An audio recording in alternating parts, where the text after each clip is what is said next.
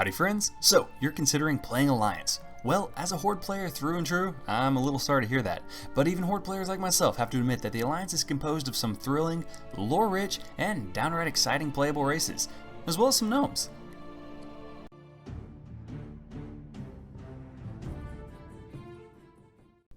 Humans. Ah yes, the humans. I want to give you a rundown of the 4 available Alliance races, and where better to start than here. No race symbolizes the Alliance better than the humans of Stormwind. They have some of the most immersive taverns, towns, and no city in the game can match Stormwind in majesty. Humans also offer more class options than any other race on the Alliance. Those classes are the Mage, Paladin, Priest, Rogue, Warlock, and Warrior. Overall, the humans are a fantastic choice for any class you want to play as. The racial bonuses cover enough areas that you can't really go wrong with choosing this race. These bonuses are the Human Spirit, which gives 5% increase to Spirit, Diplomacy, reputation gains are increased by 10%, which is never not helpful in in-game Classic WoW, Mace and Sword Specialization, which increases skills with those weapons by 5, and if you aren't familiar, that translates to a 1% increased hit rate, which is incredibly valuable on any melee class, especially considering maces and swords are among the most common melee weapons available. Also, humans have the Perception ability, which drastically increases your stealth detection upon use. You won't get a lot of use out of this in the PvP environment, but in PvP, this heavily counters rogues and any other stealth targets that might be trying to get a jump on you. It's also incredibly useful in world PvP.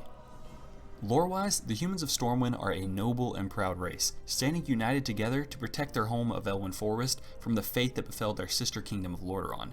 They are diplomatic and law-abiding. They also have, in my opinion, the best starting area of all their other races, Horde and Alliance. This is largely attributed to the fact that the human zone of Elwynn Forest was among the first ever created zones by Blizzard. It's an immersive starting area that offers some of the most enjoyable quests that WoW has to offer, so if you're new to WoW and want a good first impression of Classic, you can't go wrong with the humans. The mount that humans ride is the horse, and in my opinion, the most iconic class for humans is the Paladin. Also, Paladin is one of the few classes that can benefit from every single trait available that humans have. So if you're considering a Paladin, humans are a fantastic choice. The Night Elves. Night Elves are often the targets of ridicule from the Horde.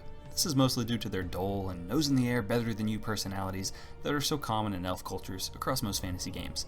But with that said, the Night Elves have one of the most beautiful starting areas, some of the best music in the game is in those areas as well, and they have the most unique of all racial bonuses, in my opinion. The classes available to them are Hunters, Priest, Rogue, Warriors, and of course Druids, as they're the only race on the Alliance that can play as one. Their racial bonuses include Quickness, which increases dodge chance by 1%, with Spirit, which allows them to become a wisp upon death and move 50% faster while in spirit form while they run back to their corpse, and Nature Resistance, which just gives them a bonus to their nature resistance.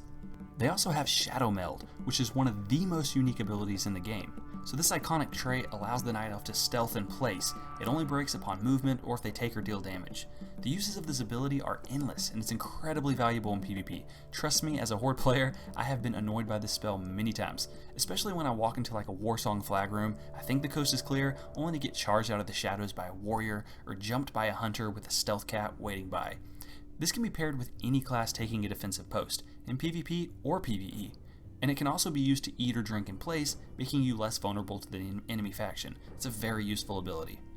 Overall, they're a fantastic race to play as, especially if you value PvP and just overall open world content. Dwarfs. The Stout and Bitter Dwarfs are one of the most enjoyable races on the Alliance, and my personal favorite of the Alliance options. Unfortunately, they have an area that's really the least exciting of all the Alliance starting areas, but they make up for that with the towering city of Ironforge, which is used as the main city for most Alliance players. Plus, they have a hilarious voice dialogue that you'll never really get tired of. Not enough rage. Need more rage. That's not funny. You're not amusing. Great to meet you. Damn straight. I don't have a drinking problem. I drink, I get drunk, I fall down. No problem. Their available classes are Hunter, Paladin, Priest, Rogue, and Warrior. Their racial bonuses are Stone Form, which grants immunity to bleed, poison, and disease effects, and increases armor by 10% for the duration. This is incredibly valuable for dwarf tanks, but also in PvP versus classes like the Warrior, Rogue, and Hunter, which deal part of their damage as bleeds and poisons. This is especially useful for dwarf rogues in PvP, because players will often use dot effects like bleeds in an attempt to prevent you from vanishing, so the ability to become immune to those dots is extremely helpful, making dwarf rogues a fantastic, yet rarely seen combination. They also have a gun specialization, which is valuable because it translates to a 1% hit rate, but that's only going to be useful for hunters. They have frost resistance, as well as a find treasure ability. Now see, this is an ability I could see being useful at times, but I personally haven't gotten a lot of use out of it outside of maybe just exploring a cave. So if you found this to be a valuable spell, leave a comment because I'd like to hear how. Lore-wise, dwarfs live in well-established clans that are led by kings. They are a stubborn, yet industrious and intelligent race that has an obsession with uncovering their past within the bowels of the earth. They value mining and archaeology, yet sadly don't have a ratio bonus in mining at all, which would just make sense considering they're dwarfs, but hey, that's on you, Blizzard. Their iconic class is obviously the hunter with a bear companion, though they also have a real warrior theme going for them too.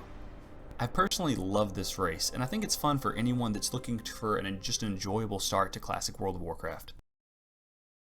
The Gnomes. Oh, the Gnomes. These little ankle biters are the blunt of every joke. They also only have 4 class choices available to them, which might be part of the reason they're the least played of all races on either factions. But what they lack in stature, they make up for as one of the best PvP races available on the Alliance. The reason for this PvP upper hand is that because they're so small, they're more difficult to click on than the other races, and that's especially useful when multiple targets are nearby so your enemies can't just tab target over to you. Also, they're harder to spot in stealth. Their available classes are the Mage, Rogue, Warlock, and somehow the Warrior. In my opinion, this option should be replaced with a Priest, but maybe Blizzard thought a Gnome Protection Warrior was just something too funny to pass up on. They also have Arcane Resistance, which is probably the least valuable of all the resistances in the game since so few mobs actually deal arcane damage. They also get a bonus in Engineering, which is incredibly helpful since Engineering is a very difficult profession to level up, yet absolutely crucial in PvP. Lore-wise, Gnomes make brilliant inventors, casters, and are the most intelligent of all the WoW races, though they're not good fighters, as their home was invaded by Trogs, forcing them to flee and take shelter with their neighboring dwarfs in Ironforge. They now make their home in Tinkertown, offering their knowledge and technology to their newfound friends. Their most iconic class is definitely the Mage, though you will see a lot of people play them for their rogues. Well, that's the 4 races that make up the Grand Alliance. I hope this guide has been helpful for you in deciding what you want to play as. If you're still not sure, well then wait around and I'll be doing a rundown of the mighty Horde races. Loktar friends, and I'll see you guys next time.